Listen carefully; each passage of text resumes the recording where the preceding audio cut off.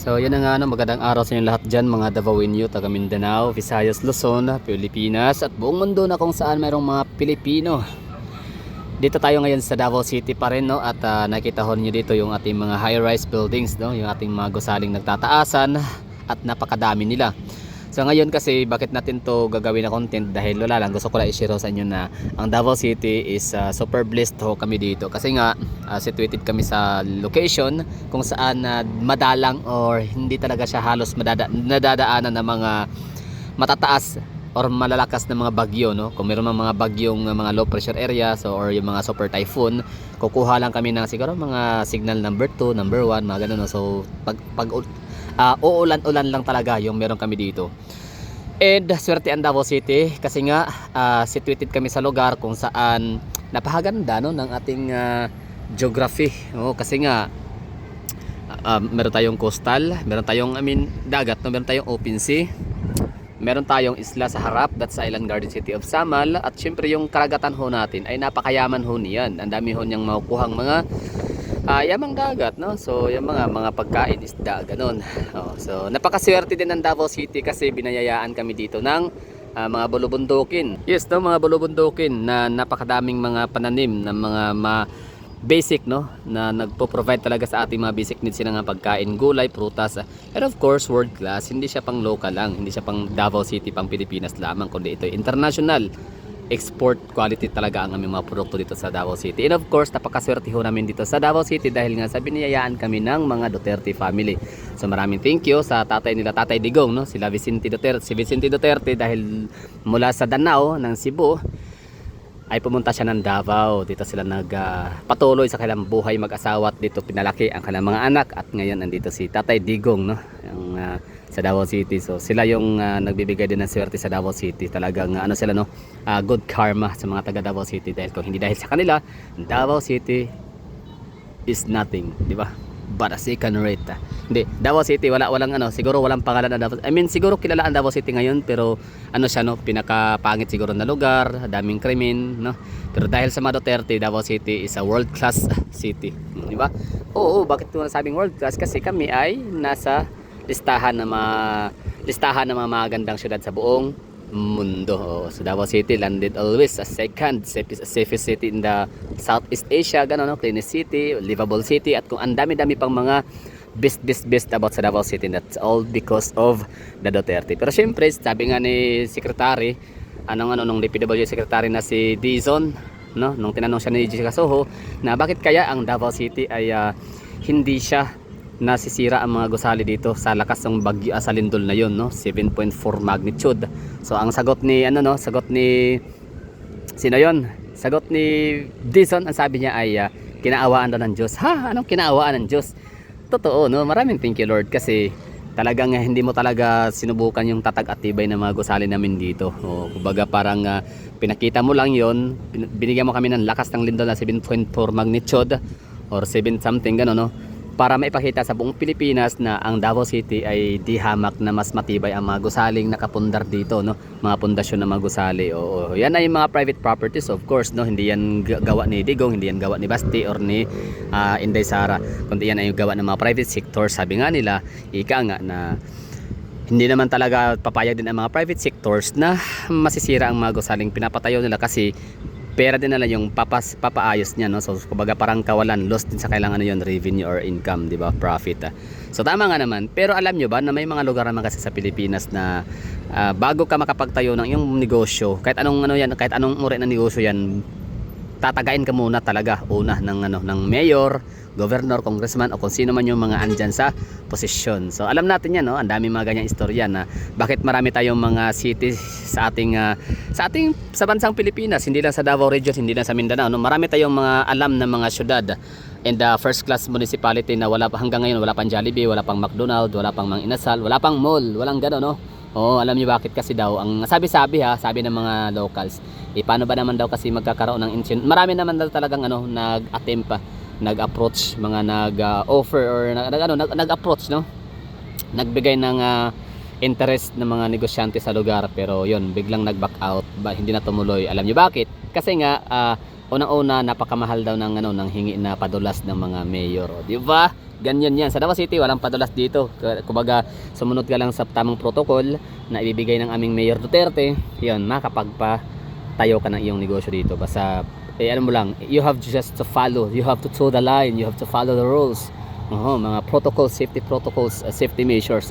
Yan talaga ang pinaka first priority ng mga mayor, ng mga Duterte sa Davao City. So, syempre, yun ang bakit certain Davao City? Dahil nga sa andami blessings na meron ang Duterte. Kaya maraming thank you Lord, no, for giving us such the best kind of families na mga Duterte. The best, no? Talagang wala tayong masabi.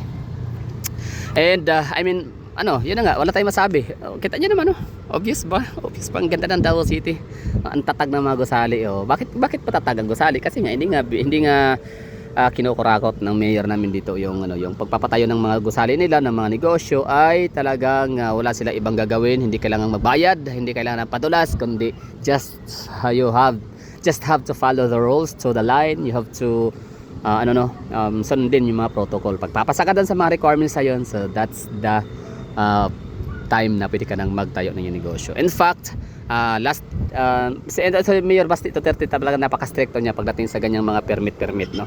Hindi ka basta-bastang i-issuehan ng permit to operate, permit to construct, permit to build, create, o ano pa man dyan, no?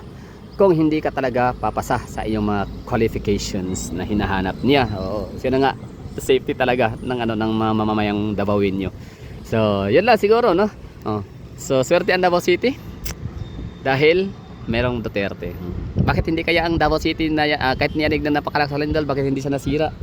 Hindi devastated ang mga buildings, high-rise buildings, although may mga maliliit na mga cracks, pero syempre kahit nga mga bahay na mga maliliit may cracks nga, di ba? So yan pa kaya mga building na napakadambuhala, pero look at that buildings over there, right there.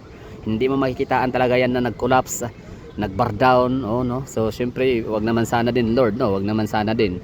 Kumbaga kami nagpapasalamat din na sadyang mayroon kami Duterte dito na talagang pinapahalagahan talaga yung safety ng kanyang mga mamamayan, at syempre yung ating mga private sectors na talagang sumunod, no, sa patakaran, talagang sinunod yung rules and regulations, yung safety measures. So maraming thank you sa kanila, and of course sa inyo din Lord, maraming thank you din kasi binayayaan mo nga kami ng kumbaga hindi niya talaga kami sinubukan, no, kasi siguro alam nyo na napaka strong in the deep ng faith ng mga tao dito sa Davao, mapa Muslim, Kristiyano, o ano pa mang mga denominations dyan, no, ano pa mang mga sekta, no, basta pag sinabing Almighty Heavenly Creator, ikaw ho yun yung kinikilala ho namin dito. So we're very blessed, no, and thankful of that. Kaya maraming thank you. Yung mga nasasabi na kami, sumasamba kami sa demonyo, hindi, wala kaming demonyo dito. Ang mga sumasamba kila Rizal Antiveros, yung mga demonyo kasi nagwi-wish sila ng mga evilness, they wish evils sa mga kalaban nilang, mga supporter ng mga kanilang kinikilalang kalaban, gano'n, no? So ang mga taga Davao, hindi naman kami gano'n na to the point. Nung nung si Chris Aquino pa nga, nagdadasal pa nga kami na sana gumaling siya, di ba, mga taga Davao, di ba, si Pinoy nga, kita paano naawa tayo doon na yun, namatay siya bigla na lang, no? Hindi na siya naalala, like wala na, no, parang tuluyang nailibing sa limot si Pinoy. Tapos sino pa ba, no? Basta si Apo Lakay, for example na lang, si Marcos, di ba, senior na magnanakaw, diktador, di ba, diktador, magnanakaw, 21 years niyang hinawakan ang Pilipinas, binaon sa utang, di ba, nakapagtaka, no, na Pilipinas, sila na yung may hawak ng kapangyarihan lahat, pero bakit hindi pa nila magawang maipagyaman ang Pilipinas? Bakit hindi nila nagawang mas maging pinakamayaman sa buong mundo ang Pilipinas? Gayong kumpleto sa rikados tayo ng mga materials, mga resources, no? We have mountains, rivers, we have shores, we have seas, di ba? Ocean, we have everything in the Philippines. Meron tayo, tas manpower pa, ang tatalino ng mga Pilipino, ang sisipag, di ba? Tsaka mga talented pa. Pero bakit niya binaon sa utang for 21 years, di ba? Dapat pinayaman niya ang Pilipinas na higit sa lahat ng mga nasyon sa buong mundo. So, ibig sabihin, magnanakaw-kurakot talaga si Marcos, si Ferdinand Marcos Sr. At yon ang kanyang legasiya na pinamana sa kanyang mga anak kasi siyempre dito naman si Senator Amy, sa totoo lang, ako wala din naman problema sa kanya, no? Malaki din naman ang, I mean, hindi eh. Alam niyo yon, parang kung at the very first place talaga, kung hindi talaga to, alam naman ni I mean siguro kapatid niya na nagbabatak, di ba? Bumabatak yan. Alam niyo na yung ano, taga Batak, Ilocos Sur, di ba? Taga Batak yan, you know? Batak na Batak. Bakit niya hinayaan na maging leader? Eh, siya na lang sana, no? Di ba? Senator Amy, makinig ka sa akin po, kayo nakikinig with due respect ho sa inyo, no? Bakit naman po ganoon? Alam mo naman pala, 'di ba? Ay imposible hindi mo alam, ate ka. 'Di ba? Ikaw under the watch mo yung pamilya mo kasi yung kahit sa palabas nga na made in Malacanang, nakita ko 'yun eh. Parang lumalabas talaga doon na sa inyong pamilya, ikaw talaga yung may dala ng kompas, ikaw yung talagang may boses, parang ganoon. Kung sa pamilyang Duterte, alpha itong si VP Sara, ikaw naman ang parang yan na nga, parang director ng inyong pamilya. Ganun, anong dapat gawin, anong dapat hindi gawin. So ang tanong ko sa iyo ngayon, bakit hindi ikaw yung tumakbo as president? Bakit hinayaan mo si Bongbong Marcos? Hindi naman pala nakapagtapos ng pag-aaral, 'di ba? So ang lupit mo. So sorry ha kung sasabihin ko talaga na magnanakaw ang tatay mo pati nanay mo at yung silang mag-asawa ay nagbunga ng mga anak na kayo yon, at ang ligasiya nilang pagiging magnanakaw na ipamanahon niya sa inyong mga magkakapatid. Sorry ha.